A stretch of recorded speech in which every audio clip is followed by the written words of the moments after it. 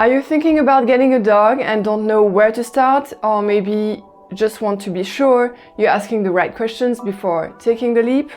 If so, then this video is for you.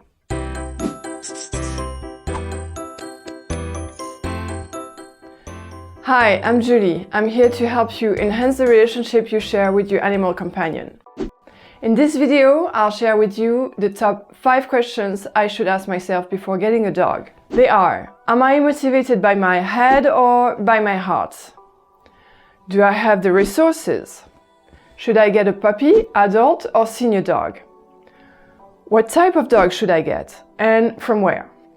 And finally, am I open to learning more about dogs? To begin with, I should ask myself what is driving me. Am I motivated by my head or my heart?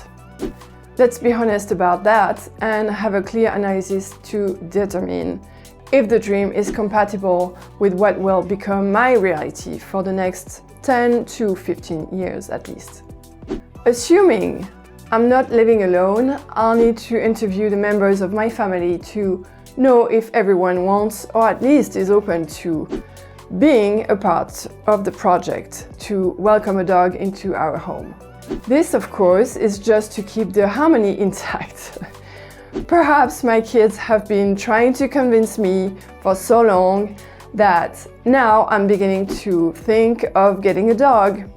If that's the case, then I should think again, being very aware that no matter how many promises have been made, the truth is that only the adults will be responsible in the end for both dogs and kids. Another detail is not a small one, is that dogs have and will lose hair, no matter what season we're in, and they also bring dust and mud into the house. It's a wise choice for me to find out if anyone is allergic, rather than figuring out afterwards. If these 3 points are checked, then let's go to the next question. Do I have the resources? These resources are money, time, and physical energy. Speaking of money, the cost of a dog isn't cheap and includes food, accessories like beds, crates, and safe transport boxes, toys, brushes, etc. Equipment too, like leashes, harnesses, collars, medals, and maybe a GPS too. And grooming for some of them, a dog walker if I'm working long hours, a doggy daycare or pension if I'm unable to bring him or her with me on my vacation. To this, I also need to add medical and healthcare costs, which means visits to vets, vaccines, special pills to prevent worms, fleas, ticks, infections several times a year, and other bills and medicines in case of unplanned events, which happens. Here in Switzerland, I also have to add him or her to my liability insurance and pay a small annual tax for public things like off-leash dog parks, doggy bags, and awareness about dogs in general. From a time perspective, as dogs are intelligent and social, they need us for walks, guidance, teaching, care, and interactions with others and their environment to develop nicely. This is and will be the menu of a life, even during bad times, rainy days, and cold nights. Am I really ready and fit for all this? If the answer is yes, then bravo. You'll earn a treat and we can move to the next question. Should I get a puppy, adult, or senior dog? We're all fans of puppies, including me. But what does it really mean to have a baby dog at home? Well, it's about starting from scratch and minimizing our mistakes. Yes, at this young age, human responsibilities will be to provide a lot of care and kind guidance.